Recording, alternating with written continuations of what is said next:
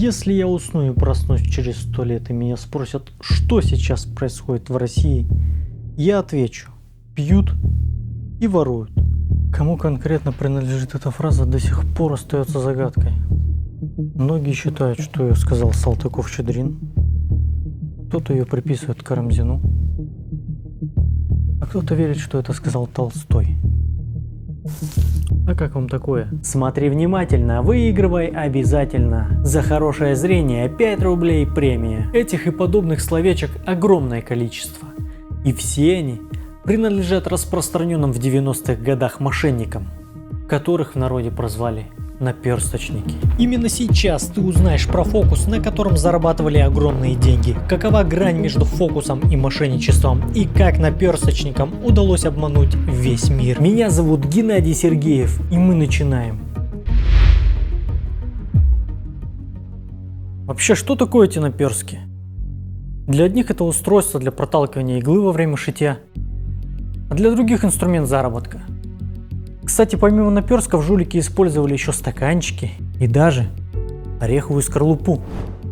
В чем смысл? Чтоб вам было понятно, покажу медленно. Представьте, что вы перед наперсточником. 3 скорлупки, 1 шарик. Перемещая его сюда, следите за ним очень внимательно, он где-то среди них.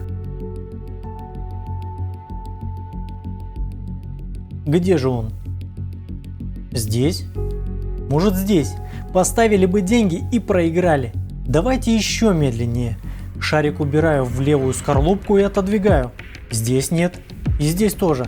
Следите. 2 медленных движения. 1, 2. Даже не рискуйте выбирать. Все равно не отгадаете. Интересный фокус, правда? Кстати, как фокус это было запечатлено художником еще в 16 веке. Картина изображает фокусника, манипулирующего чашками и шариками.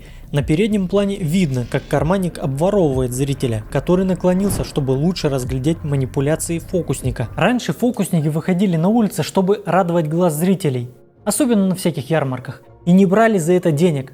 Этим и пользовались жулики. Они дожидались, пока жертва отвлечется на представление, и совершали хищение. Но почему же фокусы с наперстками переросли в мошенничество? Само название «игра в наперстки» появилось в конце 18 века в Англии, и главным атрибутом игры было, конечно же, мошенничество. Плохие фокусники, назовем их так, искали простаков и обманывали их во время своих путешествий. Долго на месте они, как правило, не засиживались, чтобы не быть пойманными, поэтому и кочевали постоянно. В России же пик популярности на эту игру пришелся на 90-е годы. Суть оставалась та же, но теперь на стороне наперсточника была целая группа.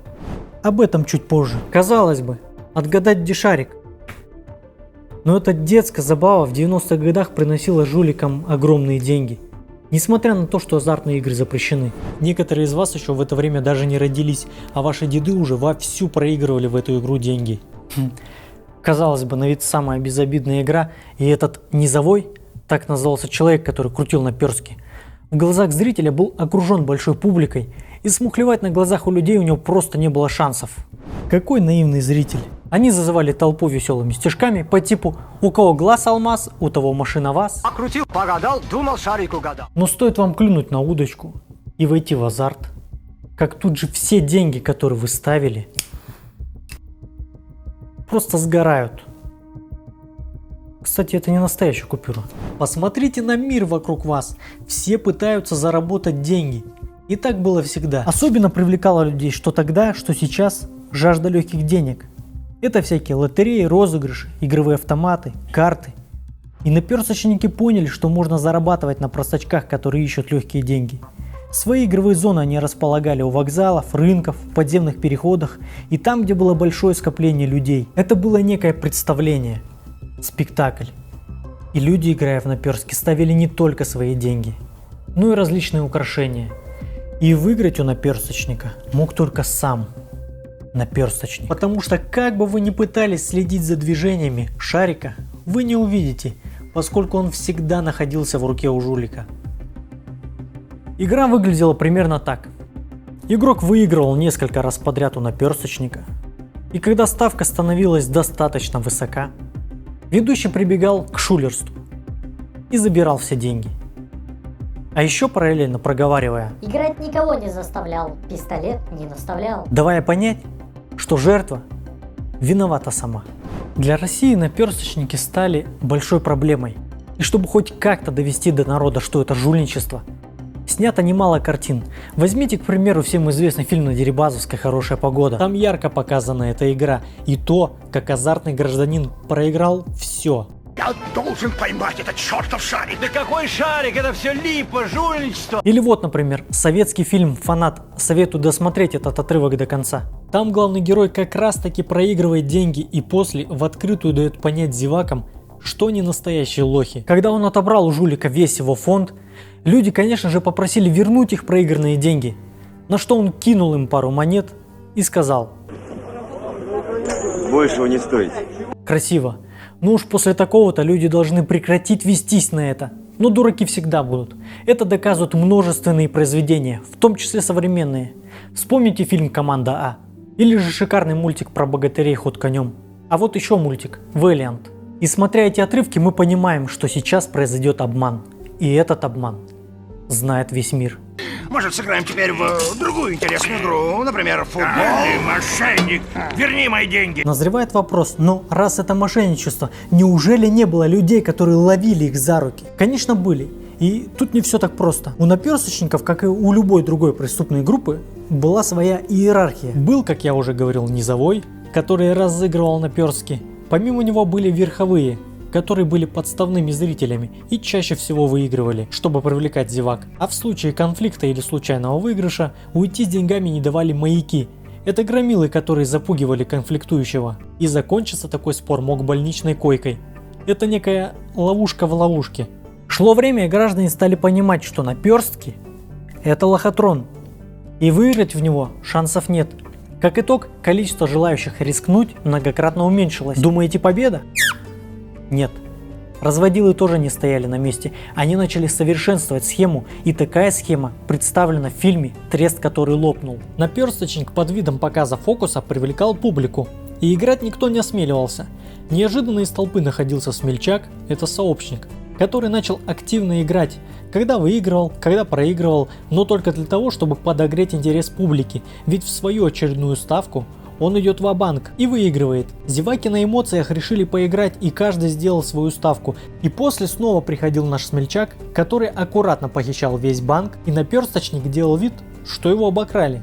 Была и другая схема. Подставной несколько раз подряд выигрывал у наперсточника и в последний раз решил сорвать куш, поставив все. Но до ставки наперсточника ему не хватало 50 рублей. Кто-то из прохожих, видя, как тот выигрывает, решил дать ему полтинник в надежде его удвоить. И вуаля! Подставной проигрывал. Деньги уходили в банк. Имелся и другой вариант развода, названный жуликами для умных. Умный – это человек, который на 100% уверен, что наперсточники – это жульничество. Вот ему наперсточник предлагал перейти на его сторону в качестве подставного зрителя, который выигрывает у лохов, которых удастся обмануть. Но этот умный не знал, что в качестве лохов были сообщники наперсточника. И когда умный ставил деньги, их случайно выигрывал подставной лох. Но мир не без добрых волшебников. И открыть занавес наперсточников смог великий фокусник Омаяк Акопян, который рассказал, что этот фокус еще со времен Тутанхамона из далекого Египта и до сих пор популярен во всем мире, но его разучили мошенники. Под какой скорлупкой находится бусинка, горошинка? Люди начинают тревожно думать. Под этой. Они это делают быстро и шокируют публику. Глаз не успевает акцентировать и понять, куда чего прячется. И значит, Акопян, как и во всех голливудских фильмах, сказал: в плохих руках она превратится в оружие. Чтобы этого не случилось, он объяснил секрет этого фокуса. Ведете скорлупку вперед сначала, приподнимая заднюю часть этой скорлупки, и она спокойно выходит и остается у меня в пальцах. Схватить другую, показав, что она пустая, скорлупку, завести аккуратненько туда. Проделать какие-то ложные манипуляции. Вариантов этого фокуса огромное количество. Этот трюк способен удивить не хуже исчезновения статуи свободы. Но теперь, как и раньше, этот фокус в надежных руках. Хотя, несмотря на это, он еще долго будет ассоциироваться с побежденными наперсточниками. Такова история. Интересуйся интересным, ведь это интересно. Давай еще раз. Нормально было? Ну тогда стоп. Друзья, спасибо вам за просмотр. Обязательно подписывайтесь на канал, делитесь этим видео с друзьями, пусть посмотрят и они. Я долго работал над этим видео, чтобы вам было интересно смотреть это. Все ссылки на источники я оставлю в описании и можете подробнее ознакомиться. Пишите в комментарии ваши мысли, а мы с вами увидимся уже в следующем видео. Давай, базарь. Выйдите отсюда. Шло время? Блин, это смешно. Ну, доставки наперсточника ему не хватало 50 рублей. Подставной проигрывал. Вауля, блин. Ты что, на картах, да? Проще.